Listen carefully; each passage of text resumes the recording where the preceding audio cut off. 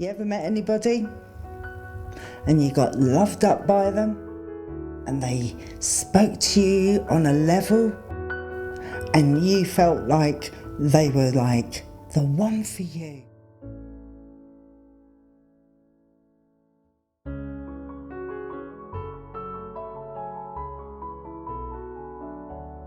You were so taken back, you believed every word.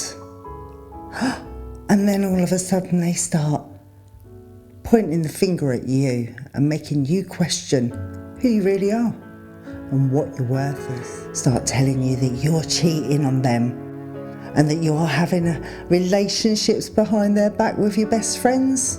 Almost anything will come out of their mouth. This is narcissistic abuse, and you're worth so much more.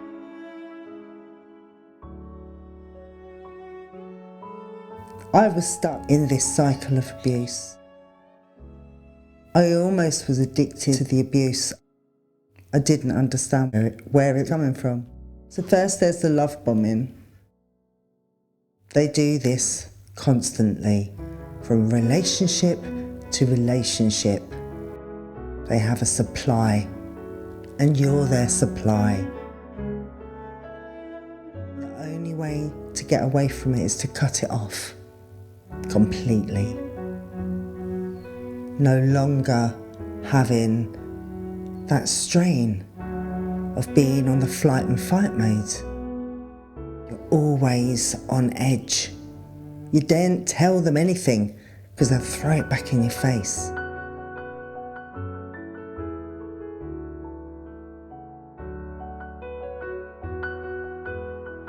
It's the hardest relationship that you're ever gonna have. It's not worth staying around. You won't change them.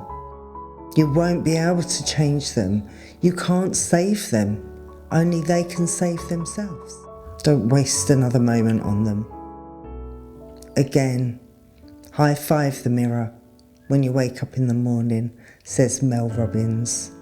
Close them out of your life. Do a meditation to cut the cords because they're connected to you. Don't go back. It gets worse. It gets harder. And if you've got the chance to get away, get away. Even though you're so caught up in all this chaos. You don't even know how else to live. It's the only way you know now.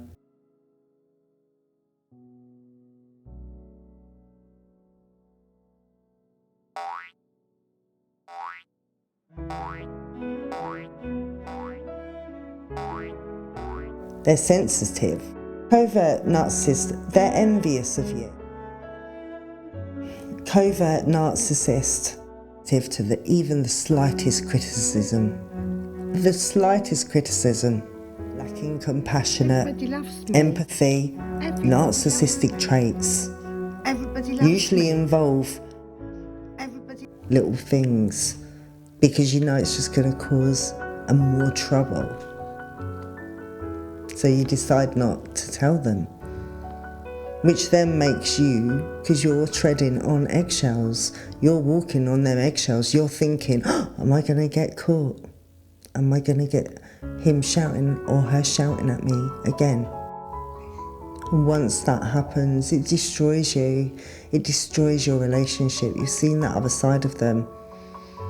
And you've been seeing that side. Little bits have kind of popped up and you've thought, I've seen this before in you. And like sometimes you look at them and you think, I always notice they are mimicking you. They learn every single bit about you and now they're mimicking you. Everything that you tell me about his sister's this and his sister's that. And I would be like, oh my God, there's so much drama. What is wrong with this man?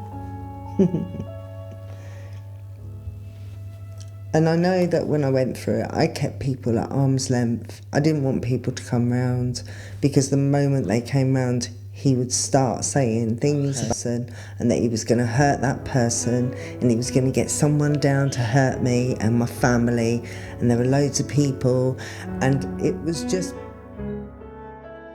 And you start noticing they are mimicking you. They learn every single bit about you, and now they're mimicking you. Everything was a drama, so much drama.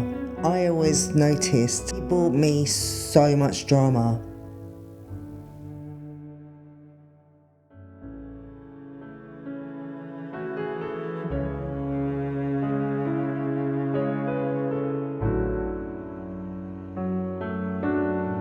That when I went through it, I kept people at arm's length. I didn't want people to come round, because the moment they came round, he would start saying things about that person, and that he was going to hurt that person, and he was going to get someone down to hurt me and my family, and there were loads of people, and it was just made me believe he was the hardest man in his area.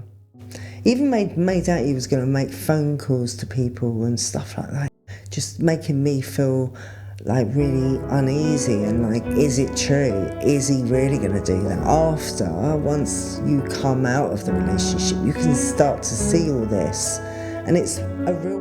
And if you've gone through this, it's pointing to something. Look at what it's taught you something about yourself. Even if it's the triggers that come up and they just fill you with fear. This is the bit that you need to heal from. And you will heal. You will get better, I promise you will. But you need to work on yourself, get journaling, do the high five in the morning. Be kind to yourself, do nice things for yourself. Go treat yourself to a nice massage. Oh mate, I might have to treat myself to that. This is the bit that you need to heal from.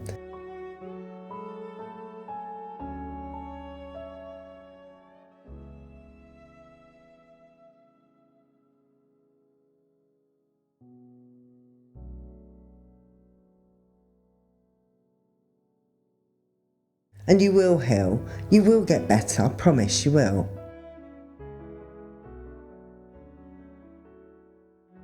But you need to work on yourself, get journaling, do the high five in the morning. Be kind to yourself, do nice things for yourself. Go treat yourself to a nice massage.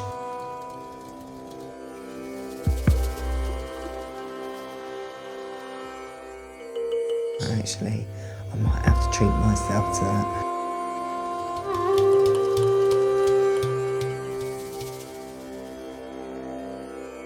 Oh mate, I think I might have to.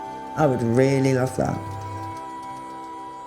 Buy me a coffee or whatever, there it is. You can use that. It's gratefully received. When you give, you get back. Want nothing in return is when you get back in this world. It's when you get back. When you get you back. To concentrate just on you. Nothing else but you. Sleep, rest, bathe, love yourself, have massages, get your nails done, get your hair done. Do nice things for yourself. You deserve it, really, you deserve it. Now when the drama and the chaos and everything goes away, you will begin to heal yourself. Don't go and get into another relationship. It's the worst thing you could do. You need to stay single. You can do it. Stay single and heal. Start believing in yourself again. Start finding the things that you love doing. Go back, get some hobbies, something you used to like doing. Get your hobbies back. You know, we always end up leaving the things that we love doing because we want to spend time with somebody else. And even if it's just curled up together. If you're being ignored, abuse, you can't ignore people just because it makes you feel better. We're all learning how to be in this life. But there's so many different people in this world. You've got narcissistic personality traits. You've got all these labels of all these different sets of people. You'll come across so many different people if you're working, but know they are not your friend. They are your colleague. Don't mix pleasure with work. You didn't find that friend. You was put together. So don't make best friends with your work colleagues, because they're not your friends, okay? I hated that when someone told me that. I thought that was horrible. Go back, get some hobbies, something you used to like doing. Get your hobbies back.